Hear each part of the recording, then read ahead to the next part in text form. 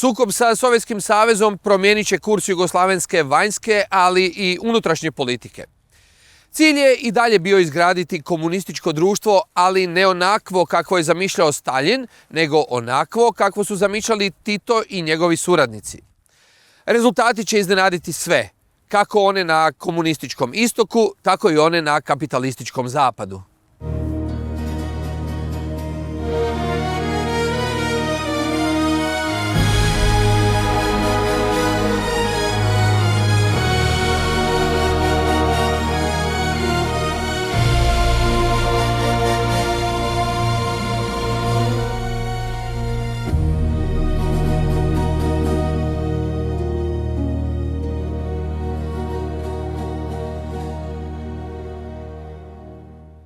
Prvo, to je bila jedna suštinski seljačka zemlja.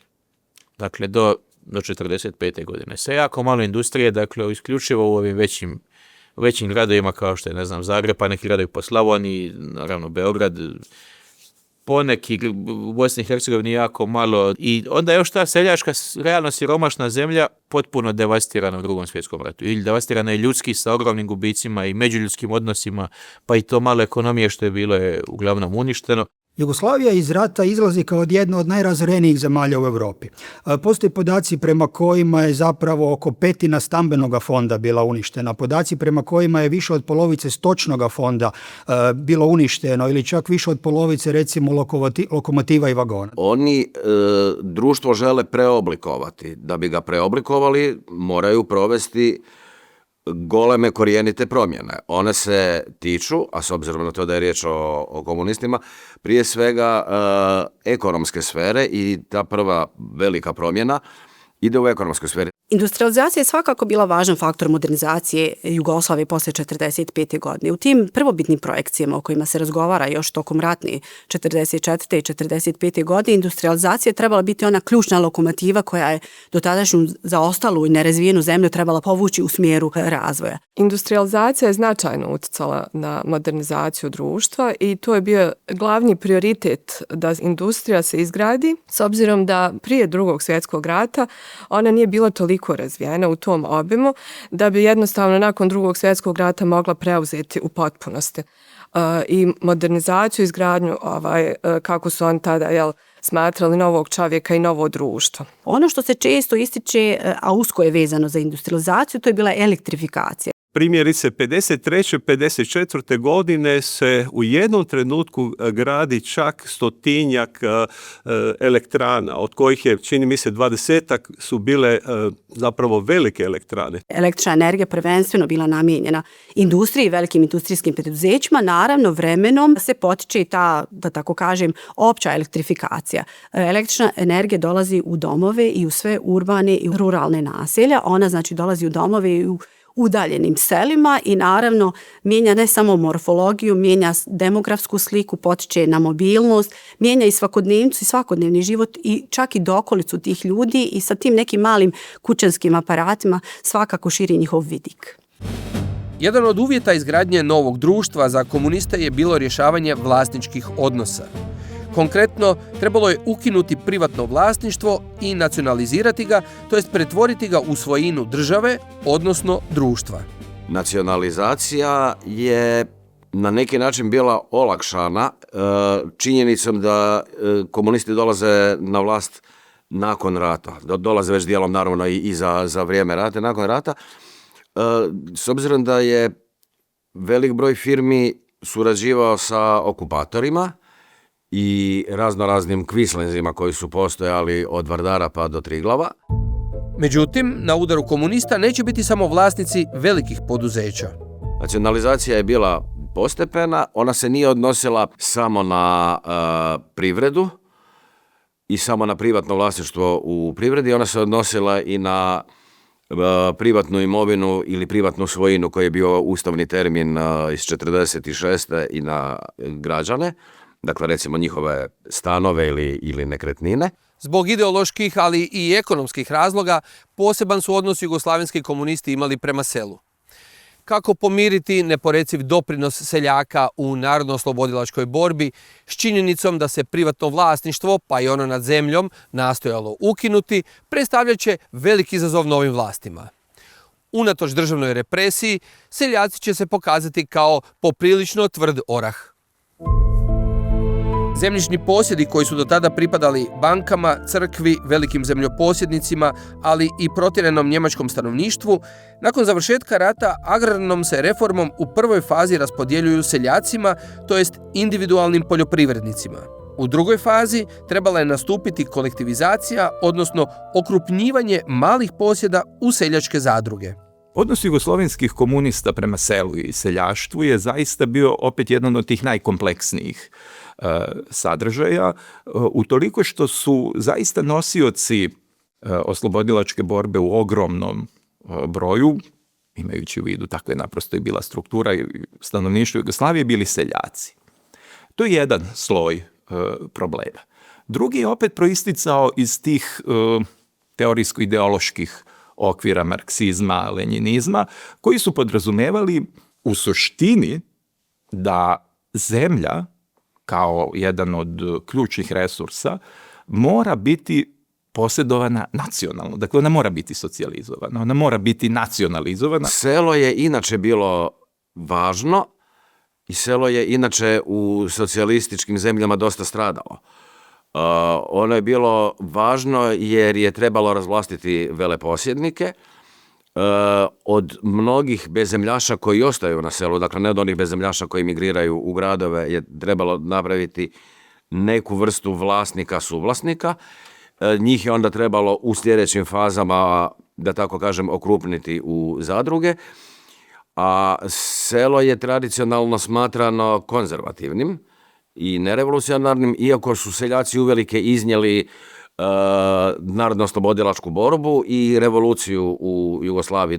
Agrarna reforma ostavit će velikog traga i na najnerazvijeniju jugoslavensku regiju, to jest Kosovo. Albanci su do tada uglavnom živjeli u velikim zajednicama, posjedovali mnogo zemlje i tako osiguravali svoj opstanak. Pra me reformën agrare, kur ju konfiskuan një pjesë e madhe këtyre tokave, shqiptarët në fakt meten edhe ekonomikisht shumë të pasigurt. Duke qenë që nuk ishin të edukuar, domethënë të trajnuar në sensin profesional për t'ju bashkuar forcës së punës si antarët shtetasit e tjerë të Jugosllavisë, ata mbetën të papunë dhe në një formë ju përforcua më shumë pozita e prapambetur që e kishin brenda Jugosllavisë. Nacionalizacija i agrarna reforma koje počinju zapravo odmah 45. nejednakim intenzitetom. Agrarna reforma će se intenzivirati nakon 48. i sukoba sa Sovjetskim savezom, ali već recimo Ustav iz 46. propisuje zemljišni maksimum. Onda je došla 48. one optužbe za oportunistički odnos prema seljaštvu i tako dalje.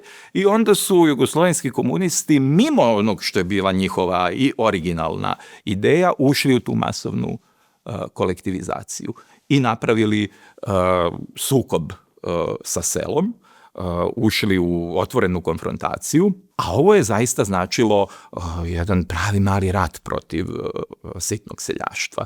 Inzistiranjem na kolektivizaciji, jugoslavenski komunisti su onima u Moskvi nastojali dokazati da nisu skrenuli s pravog puta, ali su i vjerovali da seljacima time čine uslugu. I onda su išli na taj pokušaj nekakvog ideološkog rada na selu i sa seljacima u pravcu ubeđivanja, da je kolektivizacija zapravo pravi put u kojem će oni dobiti na kraju i više slobodno, da ne govorimo, dakle, bolje uslove života i rada, ali to je podrazumevalo i otvaranje obdaništa za decu u okviru seljačkih radnih zadruga, razne mehanizme potpore u smislu omogućavanja kvalitetnije obrade zemlje, državnom mehanizacijom i tako dalje. Dakle, da se na svaki način stvori uverenje kod samog seljaštva da je u stvari kolektivizacija pravi put u njegov bolji život. Međutim, otpor seljaka kolektivizaciji, a posebno prisilnom otkupu poljoprivrednih proizvoda, bivao je sve veći. Ja mislim da taj pritisak vlasti, dakle i to inzistiranje na tom takozvanom prinudnom otkupu, dakle to je djelovalo kao da seljaci trebaju dati višak proizvoda koji imaju, koji je bio potreban, naravno oni su to objašnjavali za razvoj industrije, radništvo, gradsko stanovništvo i tako dalje, ali problem je bio u tome što su ta sela bila siromašna. Na posljedku je pritisak rezultirao i pravim malim narodnim ustankom. Naime, 6. maja 1950. nezadovoljni seljaci Cazinske krajine, njih gotovo 1000, odlučili su se pobuniti.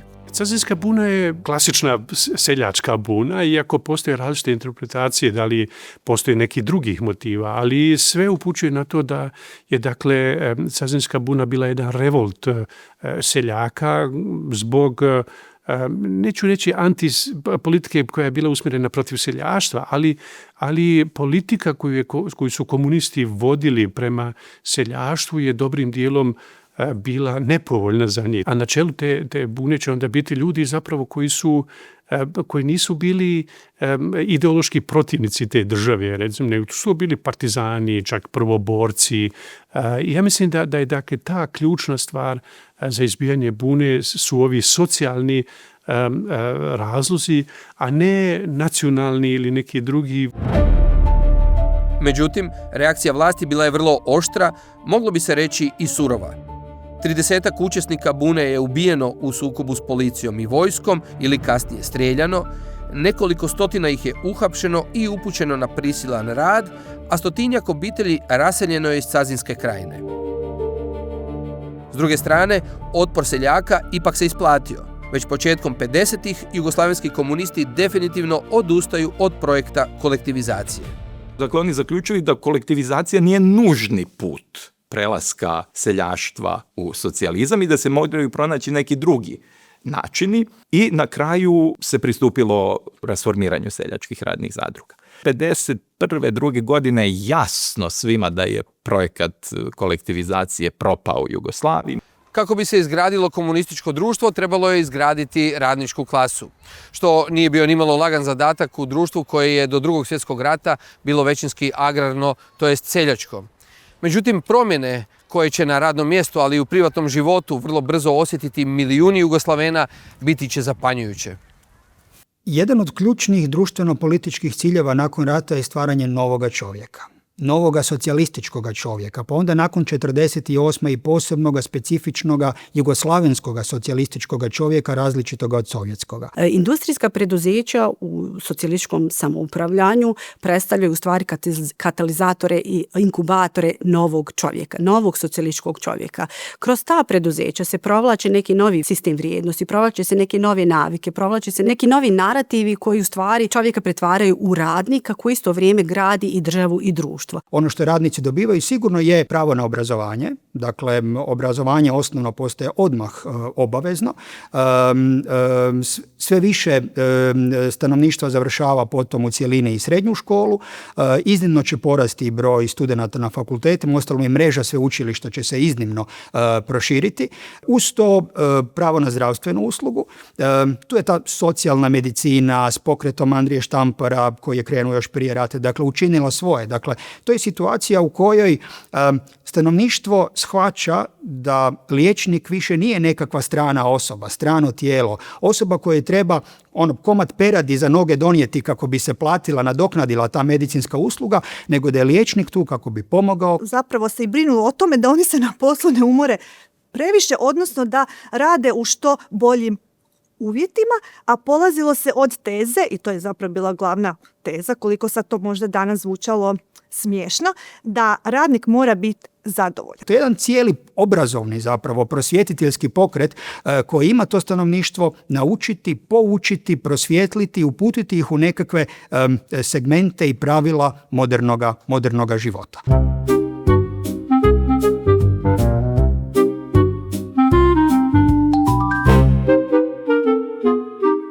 Bile su teze, i to se i zaista i provodilo u pojedinim tvornicama, da je za radnike jako bitno da su u okruženju cvijeća. Pa su recimo u Borovu su okolo sadili cvijeće. To je zapravo politika odozgor išla. U Đuri Đakoviću u par pogona je čak svirala glazba tijekom radnog vremena, kako bi se radnici opustili, kako bi radnici više se davali na poslu i tako dalje. Filharmonije su dolazile svirati, predstave su se izvodile, recitatorske grupe su dolazile i zapravo i radnike i radnice se pokušavalo na određeni način kulturno uzdizati. Odista, jugoslavensko društvo je bilo jedan veliki eksperiment. Eksperiment koji je se odnosio i na ideologiju, na društveni sustav, onda u konačnici i na samu arhitekturu i urbanizam. I sve je to do neke mjere bilo povezano. Jedan put ogromne seljačke mase dolaze u gradove, grade se te neke zgrade, pa i neboderi, pa i one ravne, one male socijalističke zgrade, radničke, one niske. I ljudi dolaze u jednu sasvim novu situaciju, ne naviknuti na takav život. Dakle, oni se uče prvo urbanom življenju kao takvom, onda se uče nekom standardu na kojeg nisu navikli. Mislim, sigurno nismo navikli kao narodi ili kao jedno društvo da imamo svaki WC normalan, struju, vodu, s vremenom radio, televiziju, dakle, jedan kompletno se mijenja život. Dakle, zemlja je porušena nakon Drugog svjetskog rata, ona je uostalom naslijedila predominantno ruralnu strukturu i stanovništva i svega ostaloga, a sa druge strane, socijalizam naravno da bi se razvijao kao društveni sustav mora proizvesti urbani proletarijat. Prema tome, jedno i drugo ide ruku pod ruku. S jedne strane, pragmatične potrebe, nužnosti, dakle moramo obnoviti porušenu zemlju, a sa druge strane, dakle ideološki razlozi, dakle potreban nam je novi tip građana koji će graditi novo društvo, a da bismo imali takve građane i građanke, treba nam grad. Paralelno sa razvojem industrije dolazi do nagle i urbanizacije gradova i osjeća se naravno velika ta potreba za smještajem priliva stanovništva sa sela koji dolaze u ta mjesta i u gradove i dolazi do nagle izgradnje. Stambeno pitanje rješavalo tako da su radnici, prvi radnici, ajmo to tako reći, jugoslavenske, poslije 1945. živjeli su velikim dijelom u iznajmljenim stanovima koje im je tvornica opet dodjeljivala. Kasnije se situacija mijenja tako što se dolazi doslovno do izgradnje radničkih naselja, čitavih gradskih naselja. I kreće se u intenzivni proces urbanizacije, dovršavanja nedovršenih gradova, ali izgradnje novih, primjerice Novi Zagreb i Novi Beograd su eklatantni primjeri kako se odlazi u neke nove teritorije, u neke nove prostore i kako se grade u stvari potpuno nove strukture. Interesantno je vidjeti kako je primjerice Novi Beograd planiran već 1944. godine. Dakle, Nikola Dobrović, koji je tada u Partizanima, već crta prve prijedloge za novi grad pored grada, novi glavni grad. Ta arhitektura je zaista utjecala u kreiranju jednog modernog čovjeka koji je nekako i bio dosta u korak sa svjetskim trendovima. Danas se gradovi razvijaju svugdje na svijetu, pa tako i kod nas sukladno logici kapitala, a često korisnik nije u prvome planu, nego je sve podređeno profitu. Tada je stvar bila drugačija. Zbilja je humanistička agenda bila ona koja je bila vodeća. Ako gradimo novi grad, kakav grad je adekvatan za te naše građane? Što im želimo ponuditi? Koje kvalitete ovoga? U kakvim ambijentima će oni živjeti? Paradigma je modernistička, dakle to je osunčani zrak, grad prepun zraka, svjetla i sunca, grad koji je do neke mjere motiviran i medicinsko-higijenskim aspektima. Dakle, grad mora biti izrazito zdrav, mora biti pogodan za građane i u fizičkom, ali i u psihološko-psihičkom smislu. Moglo bi se reći da oni koji su nakon rata rođeni u seoskim kućama, bez tekuće vode, bez električne energije, na slami, što se također često kaže, u svojoj zreloj dobi, kada imaju svoje obitelji, žive u elektrificiranim kućanstvima, manje više sa svim kućanskim uređajima, s automobilom. Jedan blok ili jedan kvart je praktički grad za sebe sa svim sadržajima koji su potrebni građanima. Građani tamo stanuju i žive, imaju parkove u kojima provode svoje slobodno vrijeme, ali tamo su uvijek i vrtić, i škola, zdravstvene jedinice, a onda po mogućnosti i neki mali društveni kulturni centar. To je od uvijek bilo planirano, ponekad bi bilo realizirano, ponekad ne, ali ideja je da se više manje sve ove dnevne potrebe zadovolje unutar pješačkog perimetra. Brojni su primjeri modernizacije u arhitekturi i urbanizmu socijalističke Jugoslavije. Međutim, jedan će grad postati svojevrsni laboratorij najpoznatijim jugoslavenskim i svjetskim arhitektima iz potpuno neočekivanog razloga.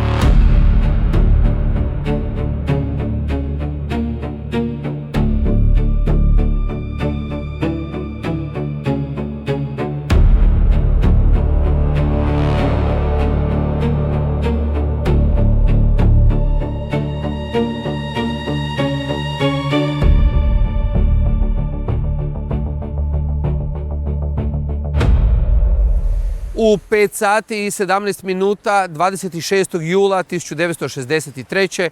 Skopje je pogodio razorni potres i sravnio sa zemljom gotovo 80% svih gradskih objekata. Jugoslavenske su vlasti ovu tragediju shvatile kao izazov, ali i priliku. Skopje je jedinstvena situacija u kojoj Jugoslavija i sam grad profitiraju iz geopolitičke situacije. Jel? Dakle, hladni rat je negdje u jeku. Jel? Ujedinjeni narodi razmišljaju kao koje su to njima preostala sredstva da afirmiraju jedinstvo svih naroda svijeta. Jel?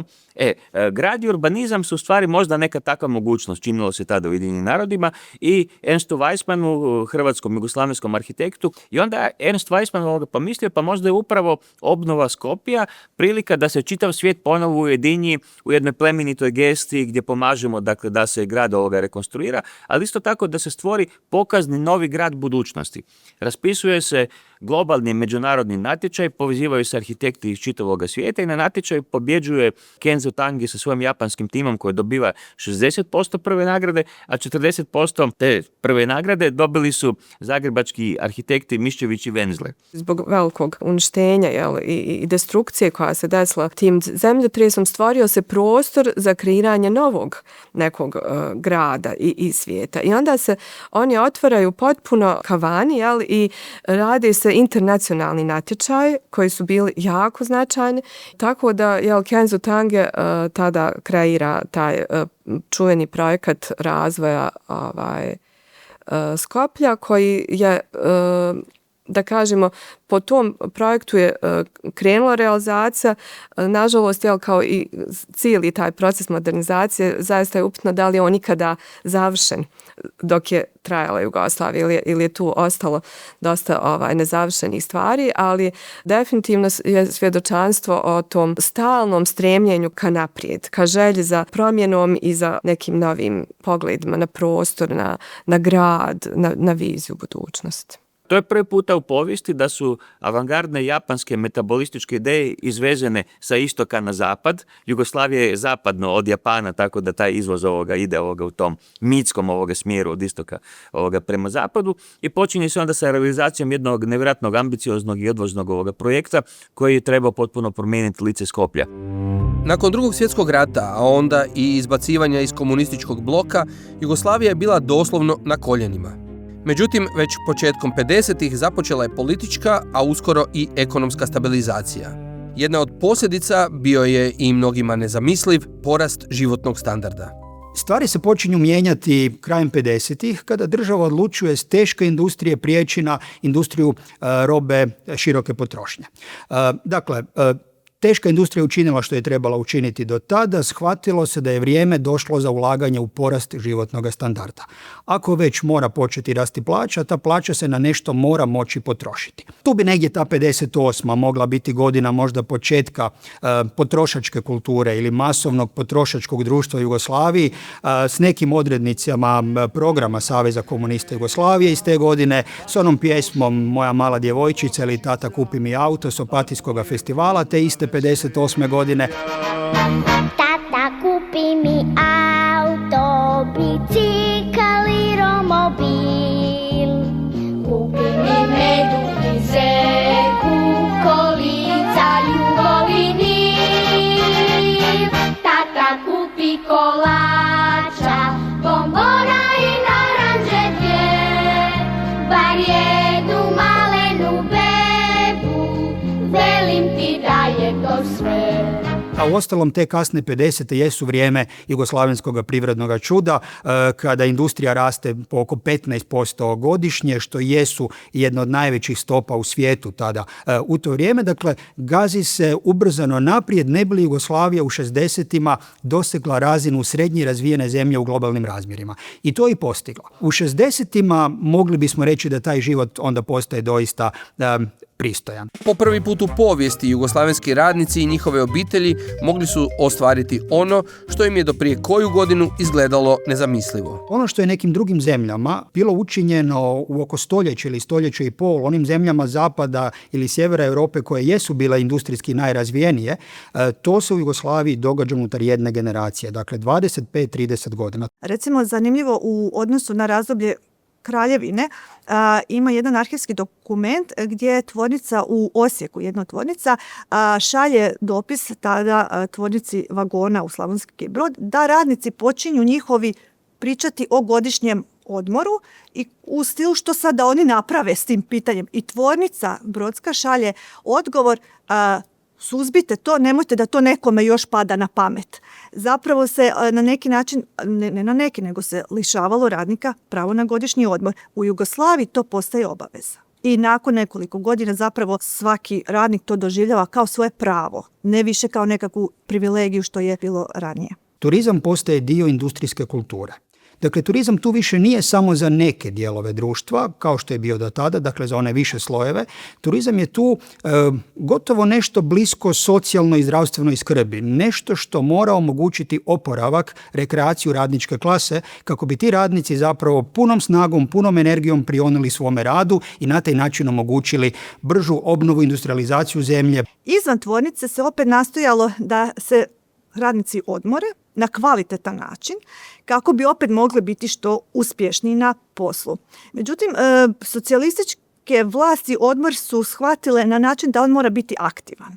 Znači, radnik ne smije samo ležati na plaži, sjediti, on mora nešto raditi i ono što je on radio je zapravo se odnosilo na sportske aktivnosti. Turizam koji je počivao na dva stupa. Dakle, jedan stup jesu objekti gdje se može jeftino odsjesti.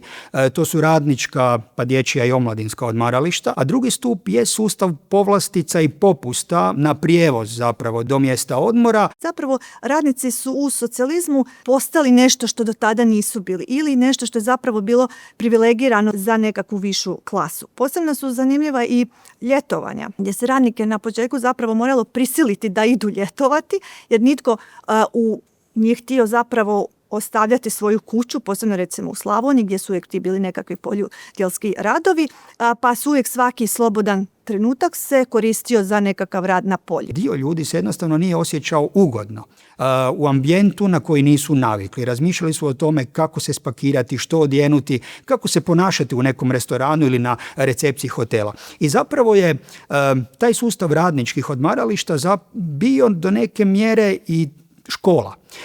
Modernizacijska škola za stvaranje domaće turističke publike. Hoteli u socijalističkoj Jugoslaviji bili su i u programskom i formalnom smislu najbolji na svijetu. Jel? Ekspandirani javni sadržaj, dakle veliki restorani, veliki sportski tereni, na kraju krajeva i pojedine koncertne dvorane interpolirane u te hotele, kompenzirali su nedostatke svih onih javnih sadržaja kojih tada u malim mjestima na obali nije bilo. Prema tome, hoteli su postali poput malih društvenih centara, gdje jedan resurs koji je preko ljeta aktivan za turiste, ali isto tako i za susrete između domaćina i turista, van sezone može koristiti lokalnoj zajednici. Pa ipak, iako životni standard raste u cijeloj zemlji, taj rast nije bio ujednačen. Najsporiji je bio na Kosovu, koje nikako nije uspjevalo uhvatiti korak s ostalim dijelovima Jugoslavije. Protože ta investimet si termocentrali, rrugët, urbanizmi e gjana të tilla morën hap në vitet e 60-ta. Atëherë natyrisht ishte shumë vonë për të zënë hapjen me standardin e popujve të tjerë të Jugosllavisë, kështu që kjo pozita e prapambetur vetëm shtresëzohej. Arsyet shtresëzoheshin dhe teksoi edhe më shumë ajo pozitë që e kishin. Jedan od najvažnijih uspjeha jugoslavenskih komunista je emancipacija žena. Ono što je započeto u ratu kroz partizanski pokret trebalo se nastaviti radikalnom promjenom položaja žene u socijalističkom društvu.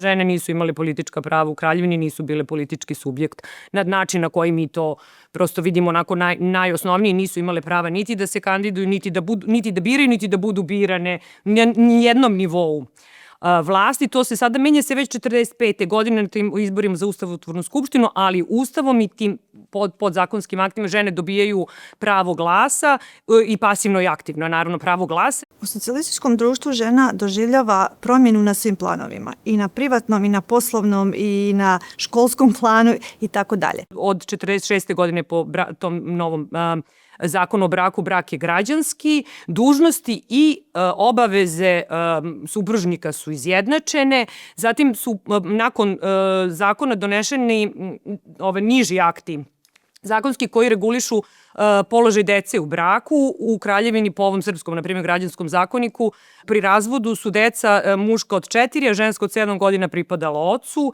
Deca su sada, ako bi došlo do razvoda, pripadala majci, ukoliko sud, to dosudi. I u tom smislu je mnogo poboljšan položaj žene. Zatim donešeni su ta podzakonska akta koji su uređivala položaj majke, to jest porodilje i trudnica, po kojim, to se sve bukvalno dešava u prve 3 godine posle rata, po kome su žene trudnice, bilo je zagarantovano 90 dana bolovanje nakon porođaja. Posle toga su imale 4-časovno radno vreme, bili su organizovane te pauze za dojenje na svaka 2 ili 3 sata.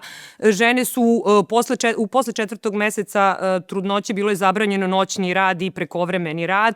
To bolovanje je bilo potpuno plaćeno i ono je u početku i dugo je bilo 3 meseca, tih 90 dana, ono je negde tek početkom 70 mi imamo ovu formu godinu dana porodiljskog bolovanja koju i dan danas baštinimo iz tog perioda. I naravno u tim uslovima kada treba graditi državu, žena je također jedan vrlo važan faktor, jedan vrlo važan graditelj koji treba da učestvuje u svemu tome.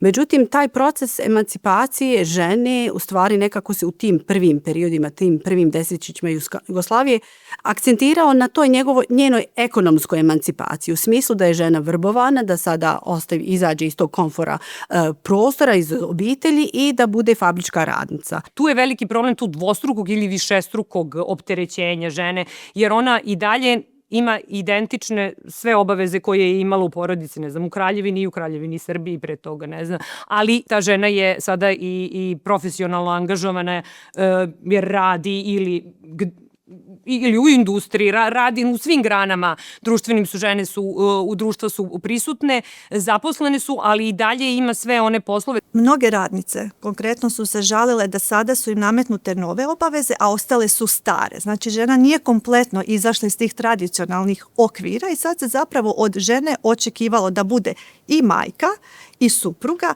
i radnica, i samoupravljačica. Žena koja je u stvari radnica i majka i domaćica u isto vrijeme je kao preopterećena i da u stvari ona zaista ne učestvuje toliko u društvu koliko bi trebalo. 70. godina mi imamo vrlo malo i naravno i 80. godina vrlo malo žena u javnom prostoru i na nekim od rukovodećim položajima. Za vreme trajanja socijalističke Jugoslavije ta jednakost, to jest nejednakost ili suptilne razlike u jednakosti se vide i u prosto na mesta na kojima žene se nalaze u javnom prostoru, pa tako granama koje su, na primjer, i u industriji u kojima ima puno žena gde je došlo do feminizacije, to je tekstilna industrija, imamo 50 godina više od oko 70% su žene, ali to su uvek grane koje su manje ili mnogo manje plaćene nego tamo gde su muškarci. Na rukovodećim položajima imamo vrlo malo žena. Na univerzitetu tek sredinom 50. godina imamo 4 redovne profesorke, nešto manje vanrednih i kasnije dolazi. Tada imamo, ja mislim da i prva dekanka u Sarajevu na medicinskom fakultetu, negde sredinom 50. godina. Borovo je većinom bila ženska radna snaga i krajem 60. godina je u Borovu su bila 544 voditelja poslovnice. Od tih 544, 30 je samo bilo žena. I to su same radnice upozoravale da zapravo one ne mogu još uvijek prodrijeti u te upravljačke strukture. Posle 1968. godine tih studentskih protesta stasava jedna nova, ja bih ih nazvala generacija društvenih ćerki partizanki. Nisu biološke ćerke, ali su zaista po svemu socijalno ćerke partizanki i one su pobunjene i buntovne na sve što su njihove prethodnice. One su se izborile i za legalizaciju abortusa i da 74. godine. To je ta generacija koja je iznela i tu pobedu da u Ustavu iz 74. mi imamo definisano pravo žena na izbor rađanja. Nakon 45. godine zapravo život radnika se okreće naglavačke. Mijenjaju se različiti aspekti i života radnika i njihova i svakodnevica, pa i privatni život, intimni čak život i sve ono zapravo što se odnosilo prije 45. kako bi radnik trebao biti, zapravo to se sada mijenja. I ono što je jako bitno istaknuti da se mijenja odnos prema radu, gdje radnici ne odlaze na posao samo kako bi prehranili obitelj, životarili, zapravo radnici na neki način se počinju identificirati sa tvornicom i oni tvornicu doslovno doživljavaju kao nešto svoje. Recimo radnici Borova 60-ih, 70-ih, oni uporno govore tvornica to smo mi. Na odnos prema radu bitno će utjecati uvođenje samoupravljanja. Plan je bio da tvornicama i ostalim poduzećima upravljaju upravo oni koji u njima rade. To je trebala biti i jedna od ključnih razlika socijalizma kakvog je gradila Jugoslavija u odnosu na onaj na kakvom je inzistirao Sovjetski savez. 1949. godine je Đilas nakon dugo vremena ponovo čitao Marksov Kapital. I čitajući drugi svezak Kapitala je uočio nekakve radničke savjete i ideju radničkog samoupravljanja. O tome je razgovarao s Kardeljem. Kardelju se to svidjelo i Kardelj je to razradio. Tako da je Kardelj otac samoupravljanja. Il modello di autogestione differisce da quello sovietico perché in qualche modo ribalta la piramide attorno a cui è costruito il socialismo, poi per la rottura tra Tito e Stalin sviluppa questo modello totalmente nuovo che quindi sovverte questo rapporto piramidale perché assegna una responsabilità e allo stesso tempo una autonomia ai consigli dei lavoratori e un'autonomia sia sulle decisioni di produzione dell'impresa e sia sulla, almeno in parte, sulla distribuzione degli utili. Kada čitate sastanke sa radničkih vijeća, oni su odlučivali o higijensko-tehničkoj zaštiti, donosili su pravilnike o raspodjeli stanova, odlučivali su o izgradnji radničkih odmarališta, odlučivali su o premijama radnicima i tako dalje. Zapravo bio je taj cijeli spektar poslova koje su radnički savjeti obavljali i odluke koje su radnički savjeti donosili. Naprosto uključuje široke kohorte radništva u neki sustav nadzora, upravljanja i zapravo poticanja industrijskog razvoja. Evo, ja bih rekao generalno ocjena je pozitivna, ali naravno razina moći koju su oni radnici uspjeli ostvarivati kroz te radničke sindikate je bio ipak limitiran, jer zapravo za neke odluke morate imati visoku razinu specijalističkog znanja koji naravno ljudi koji su radili ove klasične tehničke poslove nisu mogli imati. Jugoslavija 1950. uvodi radničko samoupravljanje i vjerovat će se da je upravo to jedna od ključnih odlika jugoslavenskog socijalizma koji čini razliku u usporedbi sa socijalizmima drugoga tipa. Međutim, ne staje se na tome. Radničko samoupravljanje je dio bitno šire društvene reforme koja ide za decentralizacijom, demokratizacijom ili barem socijalističkom demokratizacijom. Shvaća se da ako radnik uči proces radničkog samoupravljanja na radnome mjestu, zašto ne bi to znanje prenio negdje na mjesto svojega stanovanja? Zašto on ne bi bio i samoupravljač u svoje slobodno vrijeme? Da građani, dakle radnici u svoje slobodno vrijeme, onda i svi ostali građani preko zborova građana, zborova potrošača, preko savjeta potrošača, preko skupštine mjesnih zajednica, što izravnije, što neposrednije odlučuju. Za današnje vrijeme je razina participacije građana u toj vrsti samoupravljanja nezamislivo dobra, nezamislivo visoka. Krajem 70-ih u Jugoslaviji se zapravo u prosjeku recimo svake nedjelje događaju referendumi, lokalni referendumi u 40-ak mjesnih zajednica. Zamislite te medije koji svake nedjelje navečer ili ponedjeljak ujutro javljaju o raznih 40 lokalnih referenduma i o tome što su građani odlučili, što žele razvijati, u što žele investirati. Kada je riječ o izlascima na te referendume, brojke idu po 80, 90 i više posto. Nakon niza uspješnih godina, krajem 60-ih i početkom 70-ih, jugoslavensko društvo u ekonomskom smislu doživljava svoj vrhunac. Tržišni socijalizam uveden polovicom 60-ih je ipak tu učinio svoje. Jugoslavija je poprimila imidž, kada je riječ o istočnoj Europi, nečega što se tada obično nazivalo Kalifornijom istočne Europe. Dal 1965 al 1976 si parla di socialismo di mercato vero e proprio. E questo è il momento di maggiore liberalizzazione non solo per la Jugoslavia ma per qualunque modello comunista europeo e forse mondiale fino alle liberalizzazioni della Cina di fine XX secolo. La Jugoslavia è stato il modello di socialismo più aperto. I kada se na kraju pogleda to razdoblje, dakle 52. 80. Tadašnja Jugoslavija i njezine republike su, dakle, to pokazuju svi ozbiljni podaci u vrhu, u europskom vrhu po razinama ostvarenoga gospodarskog i ekonomskog rasta. I to je nešto što je fakat. Ali prvi put nakon rata Jugoslaveni počinju osjećati i negativne posljedice kao što je nezaposlenost. Tom problemu jugoslavenske će vlasti pristupiti na zanimljiv način, otvaranjem granica i puštanjem radnika da si pronađu posao negdje na zapadu. Tako će nastati fenomen takozvanih gastarbajtera. Zaradi tega, ker so namreč Jugoslavani v 60-ih letih, to so bila najbolj demokratična leta v Jugoslaviji, so razumeli, da morajo odpreti svoje meje radi turizma, jer želeli so, da pridejo nemški in vsi drugi turisti na Jadransko obalo, a z druge strani imeli so preveč delovne sile in so torej želeli eksportirati to delovno silo, te gastarbeiterje v Nemčijo, v Germanijo, v Francijo, v svo zahodno Evropo. In to se je zgodilo. Međudržavnim ugovorima Jugoslavije s nekim zapadnim zemljama, poput recimo zapadnom Njemačkom, Austrijom ili Francuskom, stvaraju se kvote i organizirani odlazak domaćih radnika u inozemstvo, čak uz recimo liječničke preglede, papire, dakle dokumentaciju koja mora biti potpunosti uredna i dokazati da netko može biti produktivan radnik kada jednom na svoje radno odredište u inozemstvo stigne.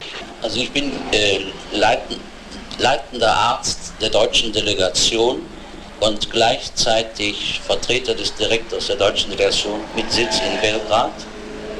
Ich überprüfe zurzeit die Anwerbergruppe, die in Zagreb heute tätig ist. Im Allgemeinen sagt man, dass die jugoslawischen Arbeiter sehr schnell sich anpassen und man ist im Allgemeinen mit den Jugoslawen zufrieden. Das geht auch daraus hervor, dass innerhalb der 3 Jahre Jugoslawien an die Spitze aller Anwerbeländer in Deutschland gegangen ist. Und eben weil man mit ihrer Qualität sehr zufrieden ist, deshalb liegt der Schwerpunkt der Anwerbung jetzt gerade in Jugoslawien. Taj zapravo dio radne snage koji je otišao, dakle, u inozemstvo, koji se nije mogao produktivno zaposliti u domaćim sustavima, je zapravo ipak doprinosio razini potrošnje u velikoj mjeri. Naravno, niz ljudi je donosio i radne navike i znanja koje su stekli kada bi se vratili u tadašnju državu i to u svakom slučaju bio jedan moment koji je zapravo pomogao sustavu tadašnje Jugoslavije zapravo da zadrži neku dinamiku relativno snažnog rasta. Ti gastarbeiteri so naravno pošiljali domov marke. In to, kar so dosti od tega, kar so zaslužili, so pošiljali domov. In njihove familije, njihove družine doma, nenadoma so imeli na razpolago nekaj denarja.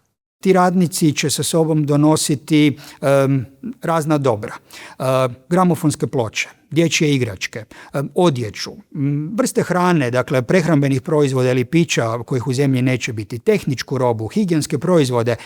Saznavat će tamo brže i drugačije o drugim elementima svakodnevice na zapadu. Država je svakako imala koristi. Doznake su bile vrlo snažne. Niz tih ljudi je investirao, dakle u izgradnju kuća, različitih drugih objekata. Dakle, ljudi koji su otišli na rad u zemlje poput tada Savezne Republike Njemačke, Austrije i slično su zapravo odjednom došli do znatno viših razina dohodaka i to je bez daljnjega imalo značajan poticaj za razinu potrošnje koja je narasla. Još jedan problem kojeg građani Jugoslavije počinju osjećati, posebno od kraja 70-ih, bile su nestašice. Od goriva do kućanskih proizvoda. Budući da nije bila u stanju vraćati dugove, već negdje od Titove smrti 80. godine, vrlo jasno se vidi, primjerice ako pročitate studije OECD-a o Jugoslaviji iz 80. ili 81. da zapravo zemlja ima nemale teškoće. Da bi se zapravo koliko je toliko moguće uspostavila nekakva ravnoteža u bilanci plaćanja, dolazi do različitih oblika redukcija. Dakle, nema novca za uvoz nafte, nema novca za uvoz agruma, dakle banana, prašak za pranje rublja postaje oskudno dobro, kava primjerice i tako dalje. I to su te olovne godine. Nestajaće onoga što će ovisiti o uvozu iz inozemstva ili nestajaće recimo tropskoga voća. Dakle, tako neće biti banana, ananasa, stalno ili povremeno, ovisno naravno o dijelu zemlje. Neće biti onda niti dovoljno kakaa, dakle onda i čokolade, dovoljno kave. Međutim, nestajaće i onoga što se u zemlji doista i proizvodilo, pa će onda biti nestašice mesa, ulja, deterdženta, paste za zube, raznih drugih higijenskih proizvoda. I to će zapravo biti jedan važan element koji će uz Titovu smrt 80. godine početi ljuljati vjeru stanovništva u to da taj sustav i dalje može biti uspješan.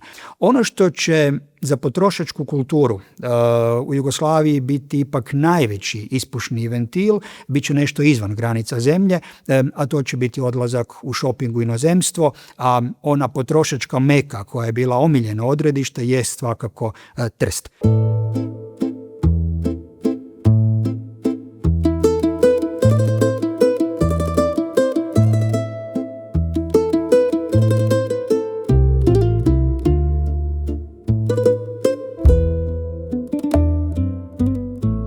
Trg Ponterosso u Trstu bio je 70. i 80. godina šopingholičarska meka za građane Jugoslavije.